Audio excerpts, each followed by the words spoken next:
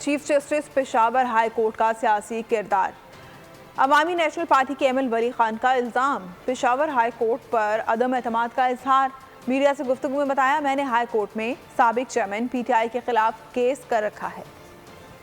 हमारा गिला है और हमारा गिला डायरेक्टली पेशावर हाई कोर्ट के चीफ जस्टिस साहब से है।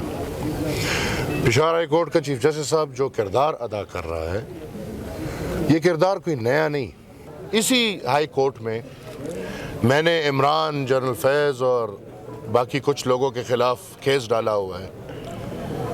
मुझे अभी तक एक तारीख मिला है और मेरे ख्याल में केस को 6-7 महीने हो गए हैं। मुझे अभी तक तारीख नहीं मिल रहा। दूसरी तरफ पीटीआई के लोग जाते हैं, उनको उसी दिन हेयरिंग का मौका दिया जाता है और फिर अजीब दास्तान हाई कोर्ट से निकलती है कि इन लोगों को ना पुराने किसी केस में पकड़ोगे और ना नए किसी केसेस में पकड़ोगे। अगर हम सब्सक्राइब करें और बेल दबाएं ताकि कोई खबर रह न जाए।